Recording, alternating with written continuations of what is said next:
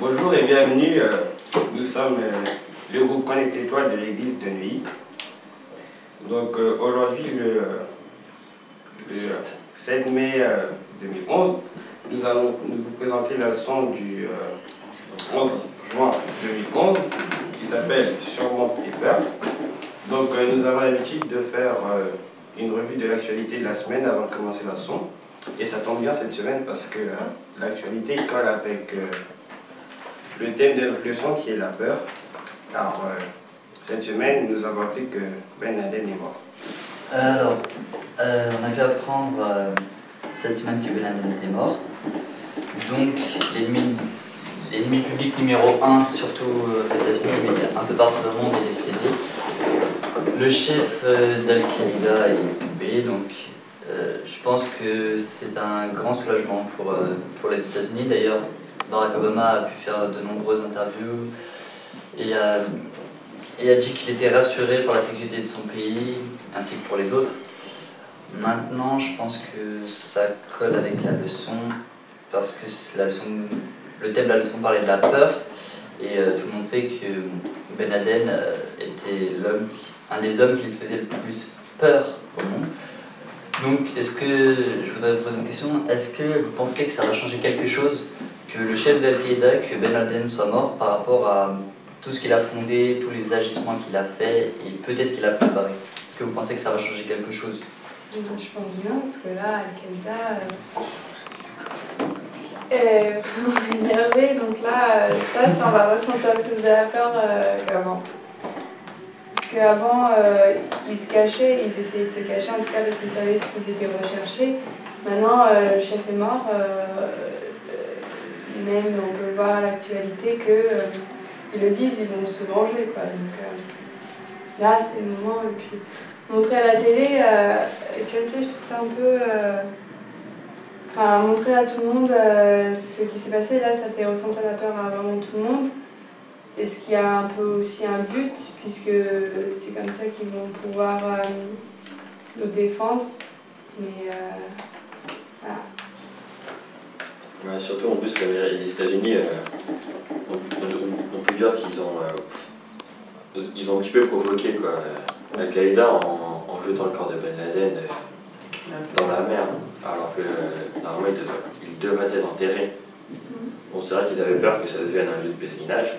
C'est sûr qu'un lieu de pèlerinage pour un terroriste, ce serait pas bien, mais ouais, c'est sûr que là, on va s'attendre. Enfin, en tout cas, je crois qu'il y a à la télé, ils ont dit que l'État français, ils ont renforcé ils ont mis plus des militaires à la frontière.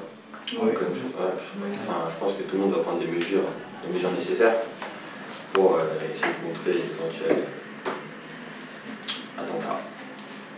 Moi, je vais dire une dernière chose, c'est que je pense que, étant donné que maintenant Ben Laden est mort, avant on savait à qui s'adresser, on savait de qui venaient les agissements. Or maintenant, comme on connaissait, Ben Laden était le seul vraiment mis en avant, la figure de proue d'Al-Qaïda. Maintenant qu'il est mort, on sait plus beaucoup qui y a derrière. On ne sait plus à qui est-ce qu'on va avoir affaire. Là, c'est un peu la peur d'inconnu, on ne sait pas vraiment ce qui se passe. Avant, on savait vraiment qu'il y avait Ben Laden et ses associés. Maintenant qu'il est mort, on sait que Al-Qaïda reste actif, mais on n'est pas très au courant de ce qui va se passer, de qui on a affaire. Donc, je pense que déjà, ça donne une certaine pression, je pense. Voilà. Sinon, quelque chose d'autre de l'actualité? Je sais pas. On va commencer le son là. Oui. Le Seigneur dit à Moïse, envoie des gens explorer le pays des Canaan que je donne aux Israélites. De chaque tribu, on enverra un homme choisi parmi les responsables. Moïse obéit à l'ordre du Seigneur. Il envoya du désert de Paran des gens qui étaient tous les chefs d'Israël. Au moment d'envoyer ces hommes, Moïse a pénétré en Canaan par le sud, puis gagné la région montagneuse et examiné la situation de la contrée. Voyez si les habitants sont forts ou faibles, nombreux ou pas. Voyez si le pays est bon ou mauvais, si les agglomérations sont des villes fortifiées ou de simples campements. Ils revinrent auprès de Moïse, d'Aaron et de la communauté d'Israël à Kadès dans le désert de Paran. Ils les informèrent de tout ce qu'ils avaient vu et leur montrèrent les fruits du pays. Voici ce qu'ils racontèrent à Moïse. Nous sommes allés dans le pays où tu nous as envoyés. C'est vraiment un pays qui regorge de lait et de miel. En voici quelques fruits. Caleb fit taire ceux qui se mettaient à critiquer Moïse, puis s'écria: Allons-y, nous nous emparerons de ce pays. Nous en sommes capables. Mais les compagnons de Caleb déclarèrent: Nous pouvons attaquer ces gens, ils sont bien plus forts que nous. Toute la nuit, les Israélites crièrent et pleurèrent. Ils protestaient contre Moïse et Aaron en leur disant: Ainsi seulement nous étions morts en Égypte ou dans ce désert. Moïse et Aaron se jetèrent le visage contre terre face à l'ensemble de la communauté d'Israël. Quant à Josué, fils de Nun, et Caleb, fils de Jephuné, deux de ceux qui avaient exploré le pays profondément bouleversé, ils déchirèrent leurs vêtements et dirent à la communauté: Le pays que nous avons exploré est un excellent pays qui regorge de lait et de miel. Si le Seigneur nous est favorable, il nous conduira dans ce pays et nous le donnerons. Seulement, ne vous révoltez pas contre le Seigneur et n'ayez pas peur des habitants de ce pays. Nous n'en ferons qu'une bouchée. En effet, leur Dieu protecteur les ont abandonnés, tandis que le Seigneur est avec eux. Ne les craignez donc pas. Alors, le contexte de l'histoire que nous allons partager, les délivrances miraculeuses de l'esclave accompagné des diplômes d'Égypte, le passage de la mer Rouge, l'eau coulant miraculeuse du rocher, et Dieu sur le mont Sinaï.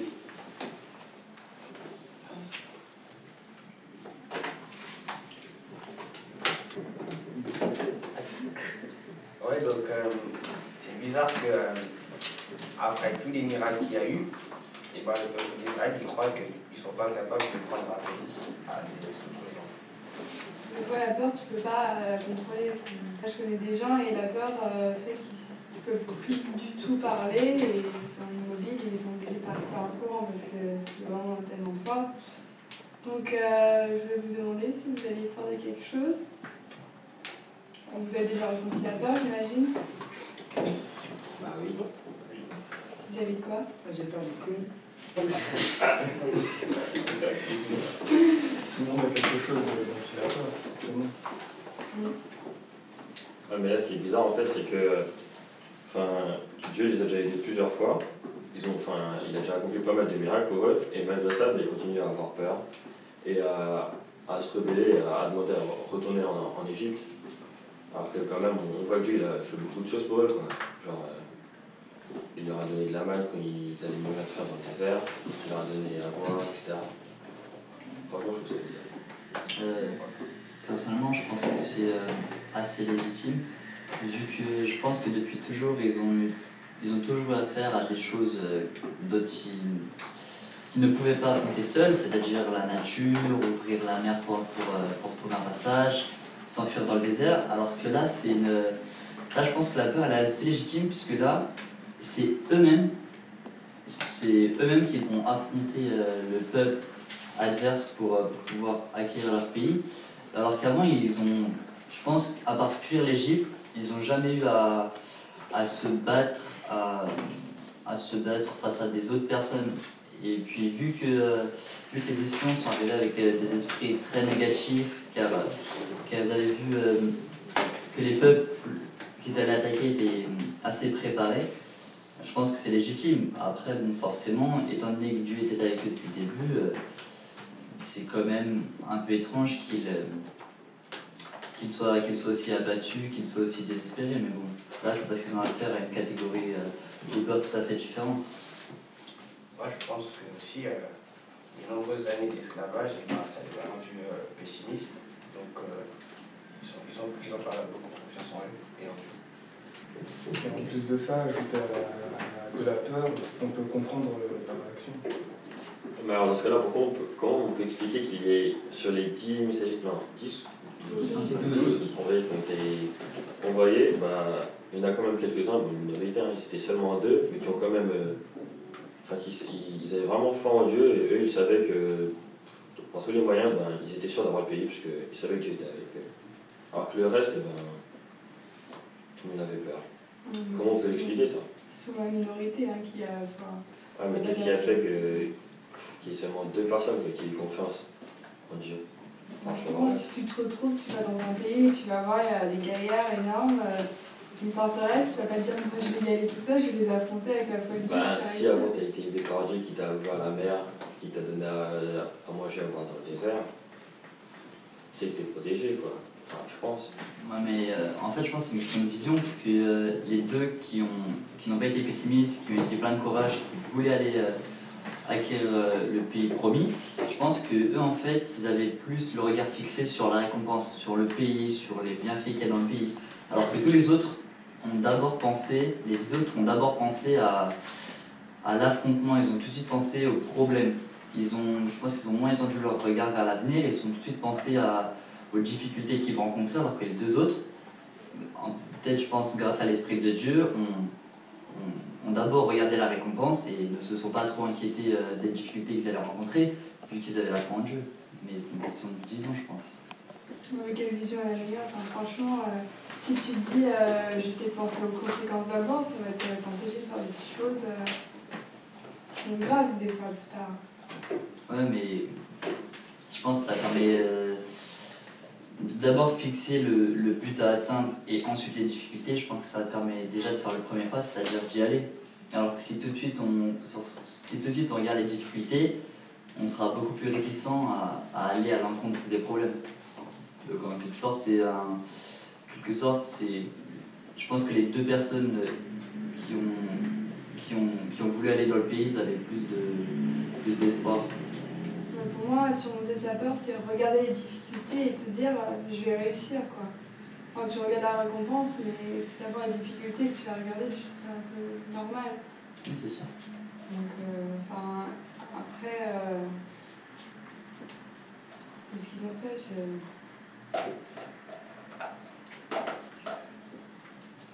Bah, maintenant on peut se demander qu'est-ce que nous, enfin, maintenant dans la vie de tous les jours, comment est-ce qu'on se comporte nous quand on se retrouve face à des difficultés quoi, et que ceux qui sont autour de nous quoi, ils sont découragés. Est-ce qu'on on garde l'espoir quoi. Moi j'ai plutôt la peur du public qui t'écoute, donc mais aussi pour les examens, j'ai envie de dire les examens importants, c'est toujours méditer un peu, il y en a qui vont utiliser la prière, il y en a qui vont respirer très lentement pour reprendre leur calme, mais ça c'est une peur que moi j'arrive à surmonter, mais il y a des cas, il y en a qui aiment ressentir l'adrénaline de la peur, et ça je trouve que c'est quelque chose d'autre aussi. Donc finalement, une fois de plus, le peuple il a pas eu confiance au Seigneur. Ils ont dit qu'ils voulaient retourner en Égypte. Donc le Seigneur il a exaucé leurs souhaits. Donc il les a finalement, une grande partie du peuple va pas rentrer dans Canaan, il va errer dans le désert et venir là-bas. Et seuls les jeunes de moins de 20 ans vont rentrer à Canaan. Donc ça montre que quand même, au bout d'un moment, quand même, il faut faire confiance au Seigneur, parce que le peuple d'Israël a eu beaucoup d'occasions pour faire confiance au Seigneur. La plupart du temps, ils n'ont pas fait confiance, donc là, finalement, ils ont eu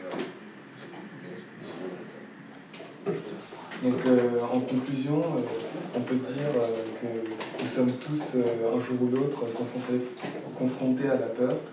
C'est une réaction normale et même parfois saine face à une situation difficile. Mais la peur peut nous bloquer si nous n'apprenons pas à la dépasser. Et pour cela, la meilleure arme est la foi en Dieu. Et si nous sommes convaincus que Dieu prend soin de nous et est capable de nous aider, ces situations de crise feront grandir notre foi. La foi est petite comme un grain de sénévé, Matthieu 17, verset 20. Mais si nous la mettons en pratique, elle grandira. La foi alliée à un peu de courage suffit à nous aider à affronter la peur. La délivrance de Dieu nous fortifiera et nous permettra d'aller de l'avant.